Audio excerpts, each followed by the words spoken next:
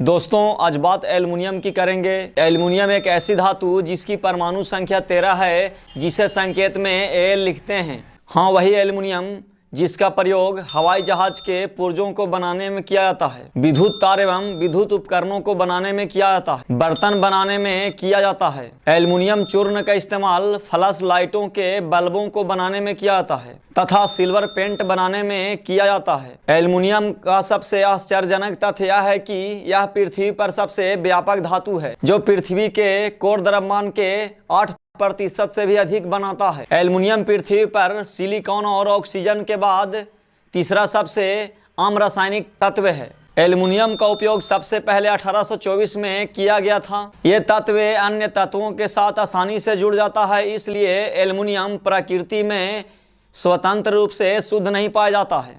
आज की इस वीडियो में हम बात करेंगे एल्युमिनियम के निष्कर्षण के सिद्धांत के बारे में, यानी जिस एल्युमिनियम को हम अपने दैनिक जीवन में अनेक चीज़ों में इस्तेमाल करते हैं वो आता कहाँ से है।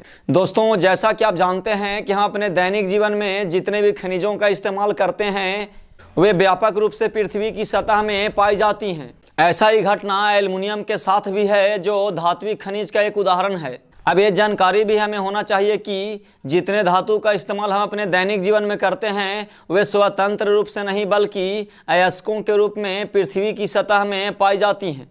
यहाँ हम बात कर रहे हैं एल्युमिनियम का, तो एल्युमिनियम का भी 3 प्रमुख अयस्क हैं, बॉक्साइट, क्रायोलाइट तथा कोरंडम। एल्युमिनियम का निष्कर्षण बॉक्साइट अयस्कों से किया जाता है, क्योंकि हमारे देश में बॉक्साइट का इतना भंडार है कि हम एल्युमिनियम में आत्मनिर्भर भी हो सकते हैं। तो चलिए हम जानते हैं कि एल्युमिनियम का निष्कर्षण बॉक्साइट अयस्कों से कैसे किया जाता है।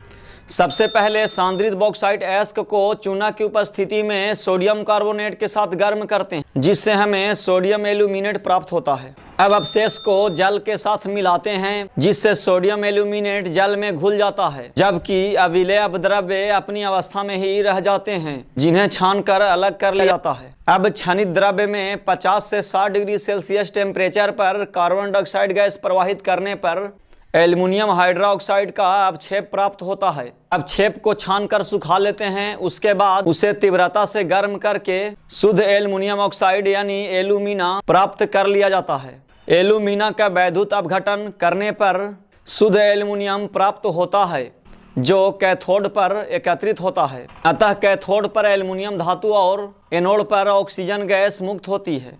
तो चलिए आज की इस वीडियो में हमने जाना कि एल्युमिनियम का निष्कर्षण कैसे किया जाता है, एल्युमिनियम का हमारे दैनिक जीवन में किस प्रकार का जो है इस्तेमाल होता है। मुझे उम्मीद है कि ये वीडियो आपको पसंद आया होगा।